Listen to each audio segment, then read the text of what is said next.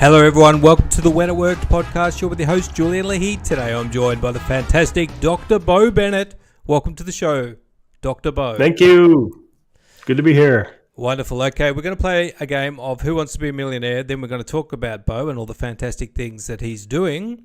It's important to know, Bo, you have 3 lifelines. If you are unsure of the answer, it's very important to use your lifelines so that you don't go out too early. And let's get the game board up. All right, the first question for Dr. Bo. A Spanish speaker in the US who is celebrating El Día de Acción de Gracias is celebrating what holiday? I hope you have some Spanish, Dr. Bo. I do. It's Thanksgiving Day, the day of gratitude.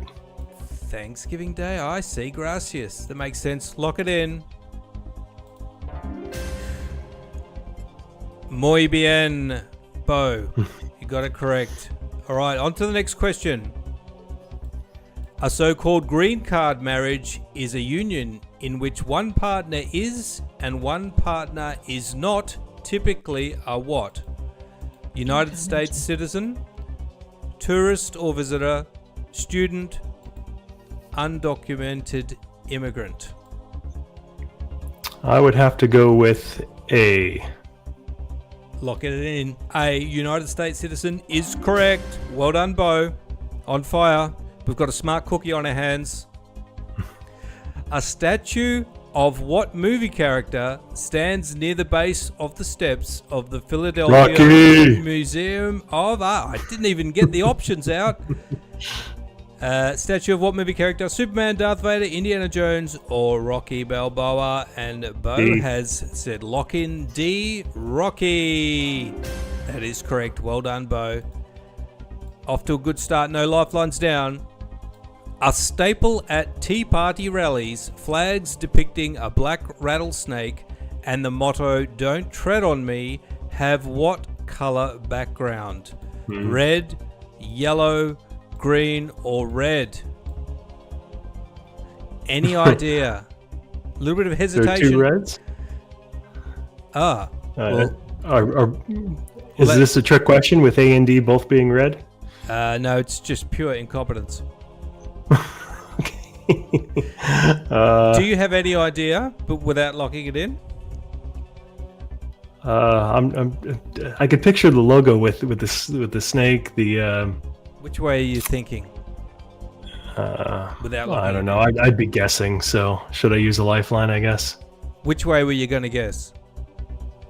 Which way was I going to go? Yes. If I were to guess, I'd have to go with one of the 2 reds because statistically it's probably the right answer given that there are 2 of them. All right, then you will need to use a lifeline. I was going to help you there. Okay. That's the last time I help you. So we're doing. Okay, well, I'm not going to use the 50-50 lifeline because you already gave me that one for free. Kind of. But this might knock out another one. All right, so I'll take. I'll go with. I'll go with yellow. Okay, lock it in. Woo! That was lucky. Let's get past that question and forget all about it. A standard yardstick is approximately how many centimeters long? 150, 100, 91, or 75 centimeters. This one is a good trap for our US friends. A standard yardstick is approximately how many centimeters? It's the whole American ignorance thing that we're not very familiar with. Hey, look, you got to stick to your guns. I like that. Despite what everyone says. So 1 foot, it's 12 inches. It's probably. I'm gonna have to go with 91 centimeters. Okay. 91. All right. You scared me for a moment. That's correct. Well done. You're at the first safe level of $1,000 in pretend money. Congratulations. Let's continue on. A staple in mob movie meals, Gabbagool, is one pronunciation of capicciola, a type of Italian what? Bread, pasta, cured meat, or pastry? If you've watched The Sopranos, you will know this one. I don't. I've never watched it. But I've been to Italy a lot. Oh, Well, that's even better. Yeah. Dr. Bo might have eaten Gabbagool in Italy, which it would have been called the other one, Capicciola.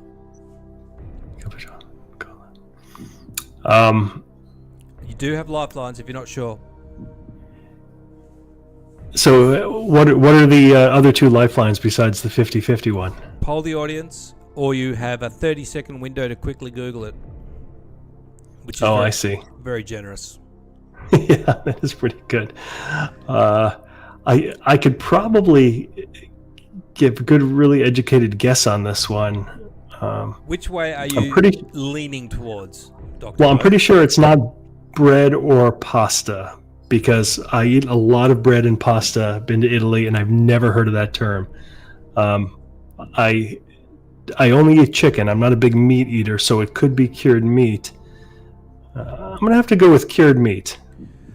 Bit of elimination there. Bit of guesswork. Let's have a look. Dr. Bo is on fire. No lifelines down. Continuing on. Oh, another food one. A staple of Argentinian cuisine, asado is a dish consisting of meat cooked using what technique? Grilling, boiling, roasting, or deep frying? If you've ever been to an Argentinian restaurant, you'll know that they're obsessed with this type of food. But not many people have been to an Argentinian restaurant. Well, if my background in Spanish serves me well, I believe asado is is it either it's grilling or roasting? Asado, grilling or roasting? I know it means one of the two. I'm gonna have to go with grilling. Flying by the seat of his pants, not looking at lifelines. Dr. Bo is correct. Well done. Thank you, Spanish. You've got Gracias. many bases covered. Continuing on. Oh, another Spanish one. A state that celebrated its Cuarto Centenario in 1998, New Mexico was founded in what year? 1610, 1598, 1609, or 1599? 1598. Cuatro Centenario is 400 years. 400 years. I'm going to have to get some harder questions for Dr. Bo, because that is correct. Well done. You're on fire. Let's see how I'm lucking out here. You could go all the way. Dr. Bo could get into the illustrious Hall of Champions, which get invited back for a Champions round of Jeopardy, which I'm sure he's very excited about. Continuing on, a simple image of a beam of light being refracted is depicted on the cover of what iconic 1973 album? Van Pink Halen Floyd. 2, Shades of Deep Purple, Dark Side of the Moon, or Paranoid? Pink Floyd would be Dark Side of the Moon. Dark Side of the Moon. C, lock it in. Well done, Bo. On fire. This is looking very good for Dr. Bo. A sign with this... Oh, Spanish. It's rigged. A sign with the Spanish word salida on it Exit. Indicates what? Salad bar, exit, entry, attention. Dr. Bose immediately said exit. Is that correct? Is that what you said? Correct. Lock it in. Well done. Dr. Bo is at 32,000 safe zone. Continuing on, Sonny. Handful of questions left.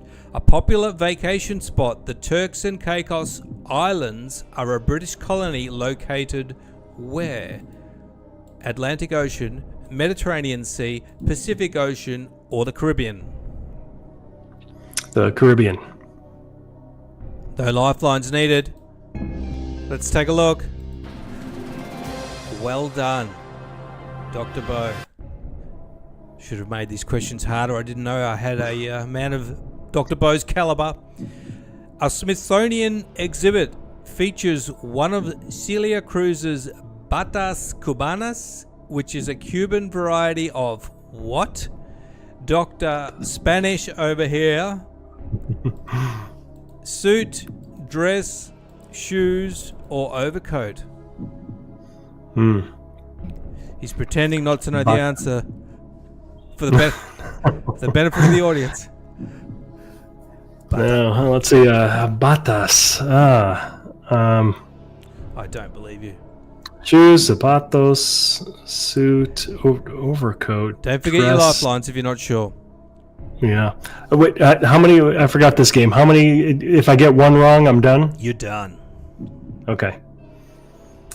So I don't know if it's either suit or overcoat. All right, I'm going to ask the audience. How many people are in the audience? Who knows? There could be 3. There could be more. All right, poll the audience.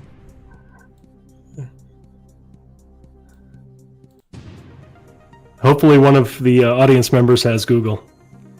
Yes, they invariably cheat by Googling. The most reliable audience poll in the world. Yeah.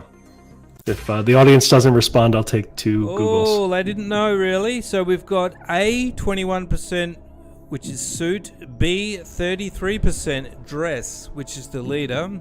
C, shoes, 25%. D, overcoat, 22%. So the majority by a thin margin is dress B. Celia Cruz. That's a woman's name. So, I mean, we could rule out suit, I think. Well, you could get yourself in trouble in 2023 saying that, Bo. Yeah, right. I'm going to go with dress. I'm going to go with what the audience says. Okay, I think the audience has just nudged Dr. Bo over to B. Let's take a look. That is correct. Well done. Thank you, audience. Yes, they were useful. You're still alive. You've only got 3 questions left. You've got 2 lifelines. This is looking very good for Dr. Bo. A raucous road trip featured in the 1996 movie Swingers is said to have popularized what catchphrase? LA honey LA, Vegas baby Vegas, Miami darling Miami, New York sweetie New York. Now I can knock out 2 of those if you know who's in the movie. I know I know one of the guys who's in the movie. He's from I forgot his name. Vince Vaughn? Oh, Vince Vaughn is in it? Oh, you mean the other guy? Is it John Favreau? I was thinking of the guy. Wait, I just don't know this movie well enough. Yeah. All right. I'm going to have to Google this one. Okay. So you've got 30 seconds from the timer now. Okay. Swingers catchphrase. Can it be Googled?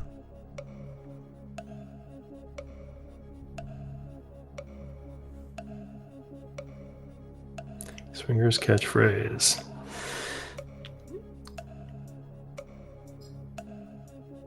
Nah, baby. Swingers catchphrase. It's not coming up. Okay, time's up. You're going to have to lock something in. Okay. Let's go with Vegas, baby, Vegas. Chances of you getting this correct are 100%. Well done, Dr. Bo. Used the lifeline. It came up with nothing, and he still got the correct answer. We've only got 2 questions to go. Luck is on my side tonight. Well, it's a bit more than luck.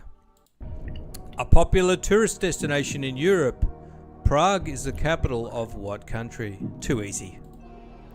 Slovakia, Hungary, Czech Republic, or Austria? Prague. Yeah. I'm going to go to the Czech Republic. Czech Republic. Lock it in. Well done, Dr. Bo. Now, and I just know that from Mission Impossible. Mission Impossible. All right, so 1 question to go, 1 lifeline left. I would say if I'm a betting man, I've got Dr. Bo to get this. A person suffering from leporephobia would fear which of these Looney Tunes characters? Now, are you a psychologist? Dr. Bo? I am. I'm a social psychologist. I'm not a clinical psychologist. So yeah, this one might be a bit obscure. A person suffering from lepotophobia would fear which of these Looney Tunes characters? The Roadrunner, Daffy Duck, Elmer Fudd, or Bugs Bunny? Now, what you do have in your favour is you have a 50-50 split up your sleeve. Do I win $1 million if I get this? $1 million in pretend money. Okay. Yeah, we'll definitely take the 50-50. Take the 50-50 split. Daffy Duck and Bugs Bunny are what remains. A person suffering from lepotophobia would fear which of these Looney Tunes characters? So are they afraid of ducks or rabbits, I guess? Yeah. Or animated? Nah, it must be ducks or rabbits. You're going to have to take a guess. Lepori. It's usually Latin. Yeah, like Latin Lepori. I'm going to have to go with Daffy Duck. Locking in Daffy Duck. Dr. Bo, you've come a long way. Has he gone all the way? Unfortunately, the correct answer was Bugs Bunny. But you did Bugs Bunny fantastically well, Dr. Bo. And let's effortlessly segue into Dr. Bo. You have a PhD in psychology. And do you want to tell us a little bit about that? And then I want to talk about AI, because I saw you talk about that, and that's quite interesting. Sure. Tell us a little bit about Dr. Bo, the journey. All right. Well, most recently, I almost won $1 million on a podcast game show. A highlight. But I was off by one question. So I'm going to have to get over that. But once I do, I'll be okay. So about me, I am a social psychologist. I got my PhD in social psychology. After, like as an adult, I actually graduated with a degree in marketing back in 1994. So after I got my degree in marketing, I entered the business world, started my own businesses, and I did pretty well with that. And that's when I went back to school after I sold my first company of significant value. I was able to go back to school and get that degree. And I've been writing books and running companies ever since. And more recently, been working with AI and just having a blast at the technology. With the technology, it's incredible. You're being very humble, Dr. Bo. Tell us about the company that you created and sold. Well, the company of significant value was a web hosting company. So back in 1994, I was running a graphic design company. And one of the big challenge was getting our designs over to our clients, because we'd have to FedEx everything and get it over to them. They would approve it and send it back. And then somebody told me about this thing called the internet, the World Wide Web, where you could actually put the design online and somebody could see it immediately, like in color. I thought that was just amazing. And that was it. I mean, that's what I was thinking the internet was for at that time. So I got into it. I learned all about it. And then it turned out that it was so much more than just that. So we ended up selling the graphic design company and focusing on the internet, and just built up one of the first hosting companies, web hosting companies, with like a web-based interface. And then in 2001, sold that for $20 million. Fantastic. And then you went and did your study, is that correct? And social psychology is very interesting to me because,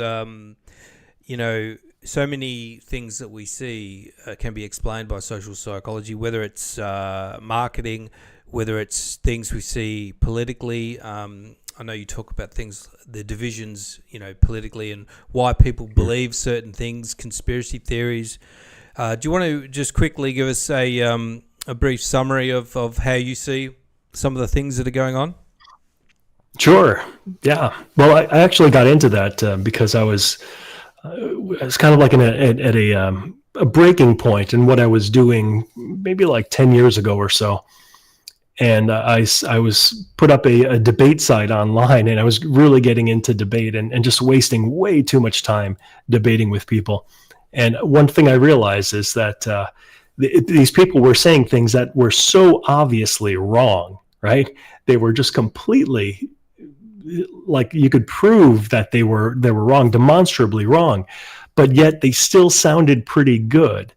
And I was wondering what's going on here. So that got me into like argumentation, critical thinking, logical fallacies, and then cognitive biases, philosophy.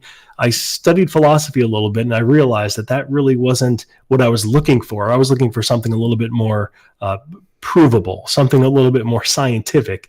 And that's how I got into that's how I got into psychology in general. And then my study in psychology kind of led me down to the path with social psychology, with human behavior, how people behave and respond to each other. And there's a lot of cognitive psychology in there as well, like what people think and why people think certain ways. And that interested me most because of beliefs and the way people believe things and fall for conspiracy things, and have an alarmingly large number of people in the world believe in all crazy things like ghosts and demons and like things that science has looked at like ad nauseum and have pretty much come conclusively that there is no evidence whatsoever to support any of these things, yet the belief remains so incredibly high. And that was a big question to me, like, why is this happening? How could somebody believe something like that that's so demonstrably false, or at least that has no evidence whatsoever? And that's what really got me down studying that, the psychology of belief.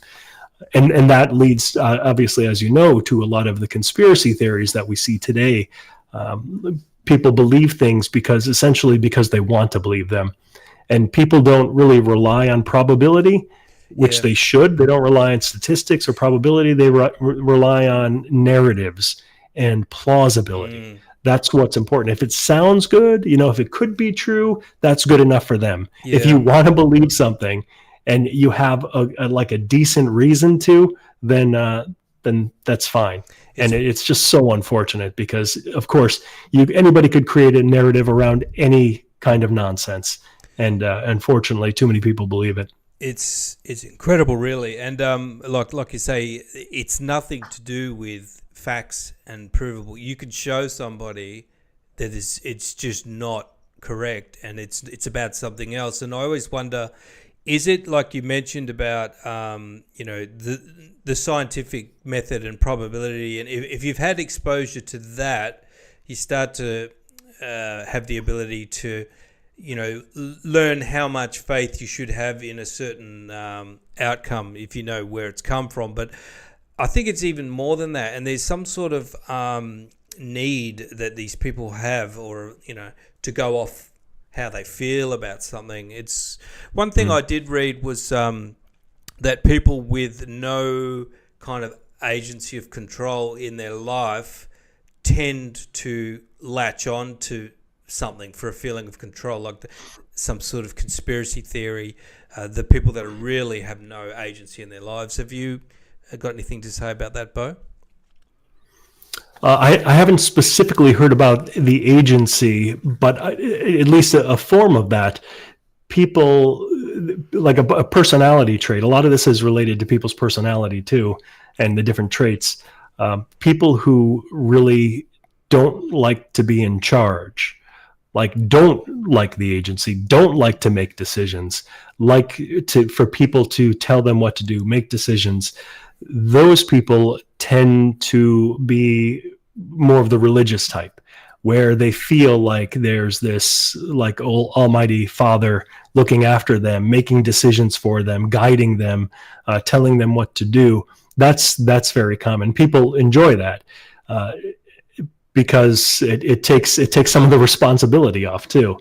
And not if they screw up, they're not going to blame God or something, but they would say, oh, they got the message wrong. It's easier to just say, oh, I must have misinterpreted it, rather than say this was my idea all along. And So it's a way to kind of take the responsibility off, and that's kind of common. Yes, very, very true. And Dr. Bo, I've been thinking a lot about AI, and we're starting to get some people that are worried about AI. What are your thoughts on it? Should we be worried about it, or should we just go, this technology is awesome, I want to use it as much as I can, which is kind of how I feel. But what are some of the fears? Well, let me answer the question by proposing two different scenarios. One scenario, like you said, is you can be fearful of it and worried about it, lose sleep over it, and basically start ruining your life over it. The other scenario is you embrace it, make a lot of money off of it, and enjoy it and make your life a lot easier. I say you go that route. No matter like what happens, your worries or fears isn't going to change anything unless you're like you're in a high position. But even I can't imagine any one person at this point controlling artificial intelligence. I know there's been some like laws or something passed in the United States recently by our president that wants a little bit more control, but that's all for show. I mean, that's not going to do anything. The technology is. Do you reckon Joe Biden even knows what ChatGPT is? I'm sorry? Do you reckon Joe Biden knows what ChatGPT is? Oh, yeah, right. I'm sure he was informed. His staff told him what it is, but he doesn't, or very few people have like a deep understanding of it. And but it doesn't matter. Politically, I think that people want them to do something about it, and this is them appearing to do something about it. So they're appeased, the people are appeased, and everybody's happy. And AI is the people who do actually have control of AI. They're fine with it because they know that they're not doing anything to stop it or slow it down. But regardless, the big question is like, should we fear? No. There's no reason at this point. And people much smarter than me and people who are more involved in creating AI have had their input on this, and it's mixed. You have a lot of people who say that absolutely not, it's going to be the best thing ever, and then you have more people who are saying that it's going to destroy us all. So which way is it going to go? Nobody knows, but for me at least, until there is good evidence to show that it is going to harm us, then I think right now it appears to be doing so much more good for us than harm, and I think it'll continue that way. Yeah, people have been got this vision of that movie 2001: Space Odyssey when the guy tries to get back in the spaceship and the computer says, right. He says, "Open the door, hell." Anyway. The other thing I wanted to say was that every time we have one of these new technologies, we have all this fear mongering. We had it, or any type of change, like we had the Y2K thing. We had 5G was going to give us cancer. We had right.